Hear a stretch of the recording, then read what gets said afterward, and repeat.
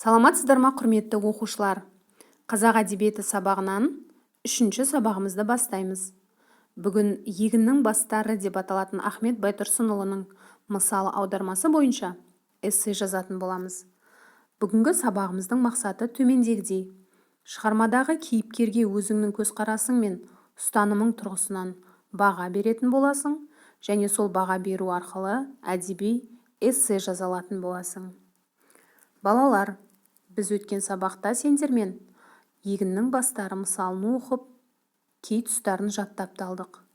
Енді бүгін сол жерде айтылатын адамгершілік қасиеттер тұрғысына өзіміздің осы уақытқа дейін қалыптасып келетқан көзқарасымыз бен ұстаным тұрғысынан баға беретін боламыз.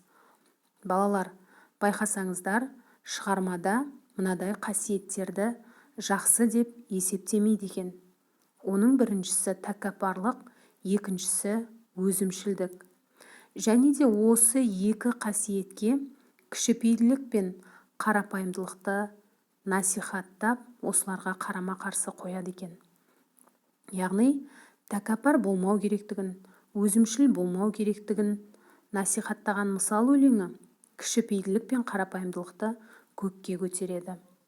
Осы қасиеттерге өлеңдерде қандай жолдар, мысалдар бола алады? Мұқият тыңдап көрейік.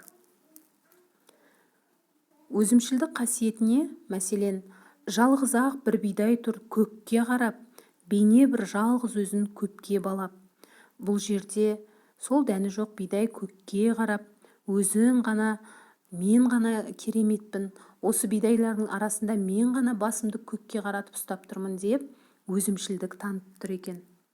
Ал енді басында бұл бидайдың дәні болмай, кекірейіп көкке қарап бөлініп тұр дейді. Бұл жерде тәкаппарлық қасиетті сынап тұр екен. Балалар, ал қарапайымдылық қасиеттерді мынандай өлең жолдарымен дәлелдер арқылы келтіруге болады. Бастарын дәнге толған төмен салып, бидайлар бейне тағзым етіп тұрды. Бұл қарапайымдылық әрі ақылдылық белгісі. Дәнге толған бастар иіліп, сәлем бергенде тағзым етіп тұрғандай көрінеді шынында. Ал енді кішіпейілділік қасиетті өлең жолдарында былай деп береді. Бидайлар басы толық иіліп тұр, дән берген қожасына сыйынып тұр. Яғни, өзі алған білімін, өмірден көрген түйгенін, білгені көп адам болатын болса, ол міндетті түрде кішіпейіл келеді. Кішіпейілділік кісілік белгісі деп қазақ халқы тектен текке айтпаса керек. Осындай қасиеттерді насихаттай келіп, ал жаман адамгершілікке жатпайтын қасиеттерді үлгі алмау керектігін ескере келіп, Ахмет атамыз бізге мынандай өсиет айтады. Қалып емес тәкаппарлық данышпанның, тұтынба бұл мінезді балам дейді. Балалар, көрдіңіздер ме? Бір бидайдың мысалы арқылы біздің бойымызда қай қасиетті дамыту керектігіміздің, ал қай қасиеттің болуы керек еместігін нақтылап түсіндіріп берген. Біз, демек, қай бидайдан үлгі алуымыз керек деп ойлайсыздар? Басын көкке қарап, өзгелерді менсінбейтін, білмесе де білем деп піспеген бидайдан ба? Әлде өсіп толғаны бар, білуге ұмтылатын, және де кішіпейілділік танытып басын иетін дәні толық бидайлардан ба? Оны өздеріңіз шешесіздер. Балалар, енді біз әдеби эссе деген ұғыммен таныс болайық. Біз алдыңғы сабақтарда сендермен эссенің қарапайым үлгісімен таныс болатынбыз. Енді әдеби эссе дегеніміз бұл автордың бір шығармасы негізінде жазылады.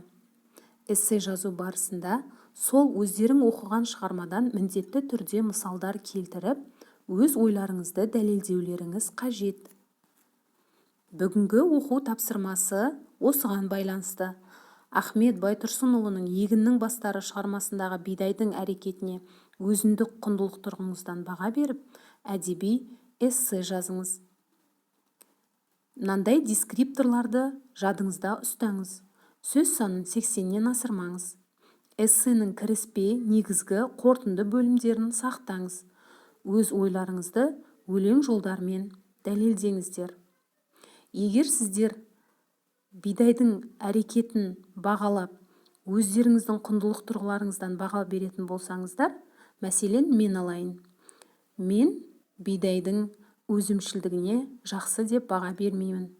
Себебі, адам өзімшіл болған сайын көп дүниеге қол жеткізе алмайды. Мен білімділікке салынған адам жақсы нәтижеге жетпейді. Мен оны мынандай өлең жолдары арқылы дәлелдеймін деп, жаңағы өзім келтірген өзімшілдік деген тақырыптағы өлең жолдарын жазамын. Және де ойымды қорытындылаймын. Балалар, эссе жазу барысында көшірудің ешқандай қажеті жоқ. Өз ойларыңызды жазып, өз пікірлеріңізді білдіргеннен кейін шығармадан бір мысал арқылы сол ойларыңызды дәлелдесеңіздер, соның өзі жетіп жатыр. Сондықтан сіздерге сәттілік тілеймін. Бүгінгі сабақ түсінікті болды деген ойдамын. Балалар, әрдайым адамгершілік жақсы қасиеттерді бойымызда тұтып, жақсы адам болуға талпынайық. Сау болыңыздар.